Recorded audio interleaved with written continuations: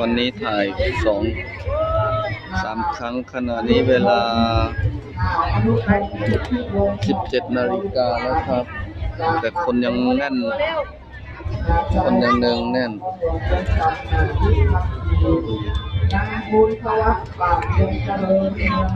เด็กๆเซียมชี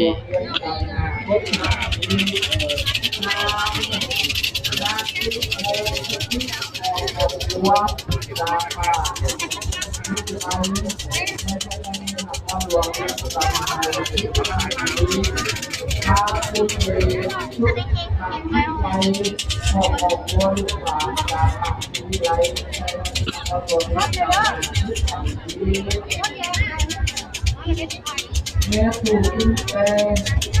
แม่ถูกกินแปลงที่มีชมรักจากต่างคนใดนั่งในเด็กมาเอาดวงจากน้ำแก้วจากมาห้องทุ่งนาน้ำแก้วมาห้องทุ่งนาน้ำกระติกเอาดวงลงไปเราจะเดินย้อนสอนไปดูว่าเป็นยังไงบ้าง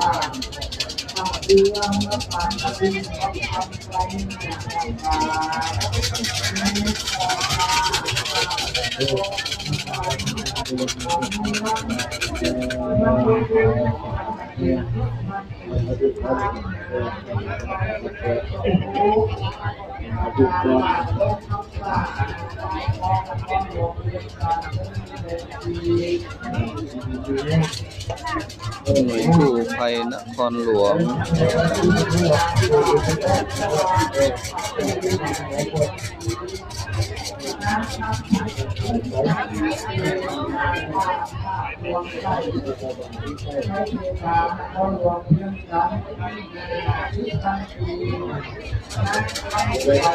ปราสาทพึ่งเต็มหมดแล้วรอบพระเจดีย์อันนี้ของอาจารย์บอก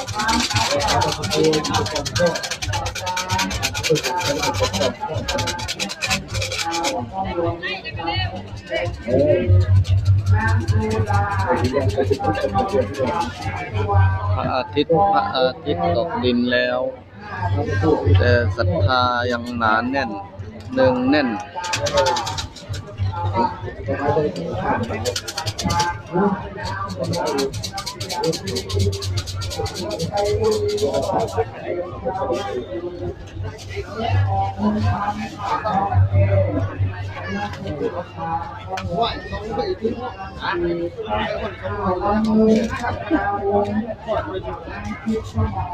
ถ้าไปเสาะแสะดูถ้าไปเสาะแสะสัมมาสัมพุทธัสสะนะโมตัสสะภะคะวะโตอะระหะโตสัมมาสัมพุทธัสสะนะโมตัสสะภะคะวะโตอะระหะโตสัมมาสัมพุทธัสสะอิมัสสมิงอาราเมธาเนยิมานิมายังวันเตมันโตยุคาปาตาคังปัจจยขณานิสาปริวารานิอิโตสังฆทาโกโนติยามะสาธุโนปันเตทิโกสังโฆยิมานิมายังวันเตมันโตพุทธาปาตาคังปัจจยขณานิสาปริวารานิพุทธบูชาธรรมบูชาสังฆบูชาปูเทมิพวกข้าน้อยทั้งหลายได้น้อมมาบูชาปาตาคังยังปาตาเถิดก็ปัจจัยทานพร้อมด้วยเครื่องปฏิวานทั้งหลายเหล่านี้ให้ได้ท่านประสงค์ขอท่านประสงค์เจ้าข้าท่านประสงค์มาแล้วเพื่อให้เป็นประโยชน์และผลทุกข์และความเจริญ หัวลงมา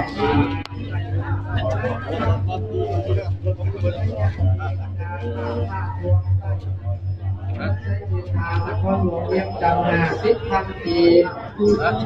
ครอบครัวแม่บ๊อบบี้จากบ้านคำสวัสดิ์เมืองไซเสตานครหลวงเวียงจันทร์20,000 กีบนางแสงจันทร์ กับบาทสวรรค์ครับ ศรีส บาท ยะ ใหญ่ค จา รั ก บ บ้านปากงืมเมืองปากงืมนครหลวงเวียงจันทร์เมืองทุรคมนี่เนาะบ้านปากงืมนครหลวงเวียงจันทร์เนาะ20,000 กีบนางติงคำจากบ้านน้องดวงทงบ้านน้องดวงทงเมืองสิโคตตะบองนครหลวงเวียงจันทร์50,000 กีบนางจันสมอนางจันหอมกิตตะวงศ์ครอบครัวลูกหลานจากบ้านพลคำเมืองสิโคตตะบองนครหลวงเวียงจันทร์150,000 กีบนางเปงทองทานาขามเมืองสังหองนครหลวงเวียงจันทร์50,000 กีบทานจันทวีสุขพร้อมกับเลยครอบครัวลูกหลานจากบ้านดอนแดงเมืองจันทบุรีนครหลวงเวียงจันทร์บริจาคจำนวนเงินจะเท่าไหร่นี่มีเนาะมีแต่บริจาคทุกปัจจัยผมมีจำนวนเงินนางเล็กครอบครัวลูกหลานจากบ้านปากนี่เมืองสารคามเวียงจันทร์20,000 กีบนางบุ๊กจากมาลองทานเหนือเมืองมันจะเป็นนครหลวงจากหลวงที่ได้รับทีบุญนี้นครหลวงจากบ้านชนสนามเชียงใหม่นครหลวงจากบริจาคปัจจัยให้จากบุญคนใส่จำนวนพอขึ้นมาพอที่มาเริ่มพ่อของบัวลูกหลานจากบ้านวางเมืองจันทบุรีนครหลวงเวียงจันทร์ก็แต่ผู้เจ้าข้าผู้แล้วนะสามหลวงไม่จะออกดีออกทิ้งออกทิ้งจากบ้านวางเมืองนางไก่ทอง90,000 กีบออกรุ่นจากบ้านวางเมืองนางไก่ทอง90,000 กีบออกพลังงานครอบครัวลูกหลานคนจากจำนวน100,000 ปีอาทิตย์สมัยปัญญาลงจากบ้านน้องเรียนสมัยที่นครหลวงจากลูกจากบ้านวัดท่านาคาหลวงนครหลวงจากตัวการสุรินทร์ใกล้สองครอบครัวลูกหลานจากบ้านที่นครหลวงจากตัวหลวงจากโอ้ทีการขับไฟสารนาครอบครัวลูกหลานจากบ้านหลวงพ่อเนี่ยนะเรื่องใกล้สิบาทนครหลวงจาก50,000 ปีนางรำพาเกิดขึ้นที่ครอบครัวลูกหลานจากบ้านน้องแก่แก่เมืองไทยภาคพื้นนครหลวงจาก50,000 ปีมาตอนต้นหลังพุทธเกศขอบอกว่าลูกหลานขาดบุญคำเรื่องบุญคำทำตัวหน้าที่ทำดีพ่อครัวงานรวมสมีพ่อครัวงานรวมสมีพ่อครัวสมีเนาะแสงไม่วงพ่อครัวงานรวมสมีแสงไม่วงจากบ้านลูกสุขนำสิ่งที่เราทำก็หลวงที่ทำงานมันดีนางน้อยทุกการงานทุกวันของลูกหลานจากบ้านไทยมันไปที่นครหลวงที่ทำด้วยความมาเพราะออกที่ก็ทำคนรู้หลายว่าที่นี่ที่นี่เรื่องที่จำ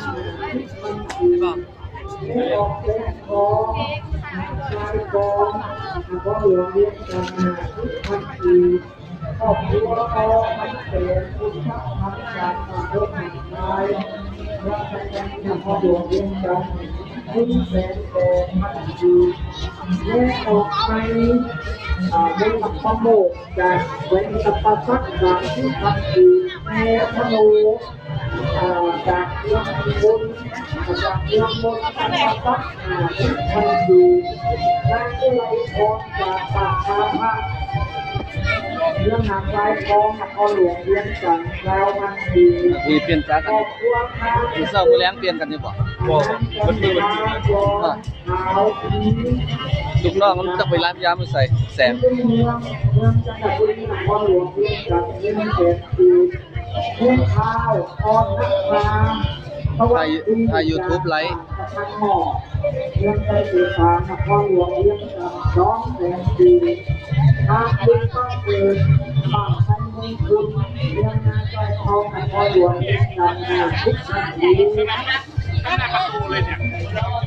อคุณทำจากปากใช้เมื่อคุณเรื่องงานใจทองนครหลวงเวียงจันทร์ทุกท่านดีเมื่อทำปากตอนไหนเรื่องสิ่งนี้ของเราทำให้บริจาควัดใจนะเรามันดีการเรียนรู้สิ่งนี้อย่างไรนะทุกอย่างดีเรื่องนี้ปากตอนไหนวัดใจบริจาคมาจากตัวบ้านที่มาจากถนนใหญ่เลยอ่ะตะวันทุกวันดีเรื่องยอดปากตอนไหนมันดีนั่นที่ตาลาจากนั่นที่ตาลาทำงานในกรมจากปากจันทร์เรื่องที่ตำหนักจากพ่อหลวงเวียงจันทร์ร้านหอยบาทนางซีจากบ้านจาเรื่องหาใจฟ้องกับพ่อหลวงเวียงจันทร์เรื่องหอยบาทนางไปพุทธลาเถิดนางไปพุทธลาเถิดจากบ้านนาพ่อพ่อหลวงเวียงจันทร์เรามันดีนางพุทธดีจากบ้านนาพ่อเรื่องกระดิ่งพ่อหลวงเวียงจันทร์เรามันดีครอบครัวงานกีฬาคำวงศาการผ่านคำสว่างที่ในเดือนการนครหลวงเวียงจันทร์เรามันดีครอบครัวงานทำพระไทยบุญมีชัยอาจารย์ป่าโดนคะแนนในเดือนการนครหลวงเวียงจันทร์ร้องเพลงดีพิษสมัยตั้งพิษสมัยนางขาวมีคำสอนอาจารย์คำเป็นไส้เงินที่โคตรลองนครหลวงเวียงจันทร์พักได้บริการทางนิสเป็นดีเดินออกไปไม่ได้คนแน่นมากไม่ออกคำลักเนาะไม่ออกคำลาจะปากคนจริงจะเกิดการละครหลวงเวียงจันทร์เป็นเป็นดีไม่ออกเล่นออกจะผ่านน้องพักใส่เรื่องจังหวัดบุรีรัมย์นครหลวงเวียงจันทร์เป็นเป็นดี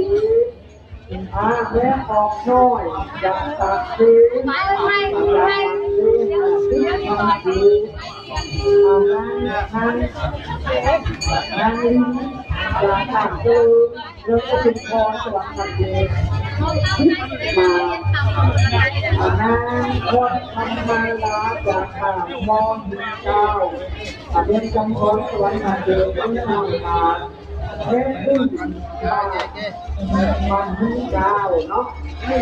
บ้านคอยยิ้มเจ้าจำพรเมืองจำพรสวรรค์เดิมขึ้นหน่อยมาเฮ้ออกอุดมเจริญสุขจากเซโนเป็นสวรรค์เดิมราวทันทีเฮ้ทุกที่จากบ้านเมืองหันเมืองจำพรเป็นสวรรค์เดิมทุกทันทีนางพิพรวงตุนีจากป่าที่ไอพาเรื่องเป็นโคตรตะบองนครหลวงเวียงจันทร์ทุกวันดีได้ออกน้อยจากป่าเจริญทุกจากเมืองเซโนสวรรค์นาเกตราวพันปีได้ออกไอจากเมืองเซโนสวรรค์นาเกตจึงหน่อยบาทเน้นเท่าถมอาจารย์บ้านเจริญสุขเมืองเซโนสวรรค์นาเกตจากที่พันปีนางสีดาจากป่านคำว้อยนางสีดาป่านคำปอยเมืองไทยธานีนครหลวงเวียงจันทร์50,000 ปีถ่าย YouTube อยู่เด้อ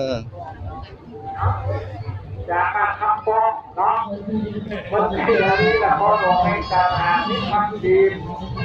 ครอบครัวเนี่ยเด็กมานี้จากห้วยยางคำจากป่าห้วยยางคำรักที่เมืองนครปากสีจำปาสัก1 เป็นปีทางจะทำบุญพลังปะวงของครัวลูกหลานจากบ้านน้องข้าเมืองจันทบุรีนครหลวงเวียงจันทร์1 เป็นปีแม่บุญเหนียวพุทธดินไทยจากบ้านห้องไก่แก้วเมืองจันทบุรีนครหลวงเวียงจันทร์ปัจจัยบริจาคมา30,000 กีบทางจะมาวงของครัวลูกหลานจากน้องแม่มาคือมา10,000 กีบแม่ตู่บุญมาบ้านยอดไม่จากเมืองแปลงแวงติดหวัง50,000 กีบแม่แค่ห้วยเตยใช้ท่านี้ละแม่เก็บ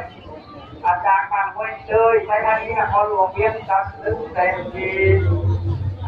นางสมปนิษฐ์นักภาคลูกวงจากบ้านน้องแดงเรื่องที่โพธิ์ตะบองพอหลวงเวียงจันทร์1 เป็นปีนางวงเดือนที่มาหอจากประเทศไทยจากกรุงเทพประเทศไทย50,000 กีบทางแดงเทียนอันนี้จากบ้านน้องเพชรเหนือเรื่องศิลปนาจากพอหลวงเวียงจันทร์1 เป็นปีนางสมพรอัมพงษาจากบ้านทับตลาดในเขตนครหลวงเวียงจันทร์50,000 กีบที่ออกผู้ทำตุสมาของบัวลูกหลานจากบ้านกลางโขงเมืองโขงจังหวัดปัตตานี50,000 กีบอาภาพรมีใบกรจากบ้านทงคำเมืองจันทบุรีนครหลวงเวียงจันทร์50,000 กีบพ่อสู่จิตคำซ้ายพ่อครอบครัวลูกหลานจากบ้านด้านซ่าเมืองจันทบุรีนครหลวงเวียงจันทร์50,000 กีบทางอนุสรณ์แก้วมณีวงศ์บ้านห้องแสงจากเมืองจันทบุรีนครหลวงเวียงจันทร์1 เป็นกีบพ่อออกบุญนำกินข้าววงจากบ้านจอมมณีจากบ้านจอมมณีหน่วยแปดบริเนาะจากเมืองปัตตานีนะจากเมืองไทยเทพานครหลวงเวียงจันทร์1 เป็นกีบนางพรทิพย์มีไซกรจากบ้านองค์คำเมืองจันทบุรีนครหลวงเวียงจันทร์1 เป็นกีบแม่ออกคำเปรุษมาจากบ้านปากท่าเมืองสิงห์โขตะบองนครหลวงเวียงจันทร์50,000 กีบนางมีสมวงจากบ้านจากบ้านพอดว่าเมืองปักนะจากบ้านพอดหัวจากเมืองปักกระดิ่งบริขับไป30,000 กีบแม่ออกมุกดาวันวงศาจากบ้านผู้ลงมีไหลตะวันออกเฉียงเป็นกีบทางทุกตาทำให้มีของบัวลูกหลานจากบ้านเวียงจันทร์เมื่อใช้เสียงนครหลวงเวียงจันทร์50,000 กีบทางการอินทวัฒน์จากบ้านสงขลาใช้เสียงนครหลวงเวียงจันทร์50,000 กีบมันมีทองมันมีทองจากบ้านน้องมัญญาใช้เงินที่นครหลวงเวียงจันทร์9,000 กีบทางคนเป็นทุกตลาดของบัวลูกหลานจากบ้านตั้งขาวจากที่นครหลวงจาก50,000 กีบบ้านขาวทิพย์ในสนะของบัวลูกหลานจากบ้านตั้งขาวใช้ที่นครหลวงเวียงจันทร์50,000 กีบและครั้งที่2เพราะว่าจากบ้านที่คุณเมืองจันทบุรีนครหลวงเวียงจันทร์50,000 กีบนางพรวันทุกวันนักแก่ของครอบครัวจากบ้านน้องพญาเรื่องไปนครหลวงเวียงจันทร์20,000 กีบคณะทุกผู้ไทยลงโตจำนวน40,000 กีบนางทองทุกเลี้ยงลูกจากบ้านน้องว่าบางกระดิ่งบริทำไป25,000 กีบและข้าวคุณลูก ลูกของพ่อผู้ลูกหลานจากที่ทั้งชีวิตนางออกมาแต่นางวันโนสานางวันที่ไปนางบางที่เป็นตะวันคือเป็นทีอาผู้อยากขอตั้งเด็กจากบ้านให้ลงพระพุทธขอลงที่จากที่ทั้งชีวิตขอพบยอดที่ห้าจากเขาลงปัจจัยบริจาคจำนวนที่ทำดีน้ำหลากคุณนี้พัฒนาจากปากจอนดอยพัฒนาจากก้อนหลวงจากหน้าที่ทำดีนางฮับก็ดีผมนางฮับก็ดีพ้นมัดดีนางฮับก็ดีจากปากจอนดอยพัฒนาจากก้อนหลวงเวียงจันทร์ลึกเศษดีไม่ออกแนวแม่ก็เด็กจากสวรรค์จากดินที่พัดดีแม่ออกนอดจากมานาโพนไปเมืองกุฎุพรในสวรรค์จากดินสาวพัดดีแม่ออกตุลาคมจากมันจันทวางมันที่โคตรกระบองนครหลวงมีจันทร์สาวพัดดีงานอนุสรณ์ตรงนั้นมีอาจารย์ปานครับมุงใช้ธานีนครหลวงเวียงจันทร์50,000 กีบนางคำสัมมณีจากปานครับมุงใช้ธานีนครหลวงเวียงจันทร์100,000 กีบครอบครัว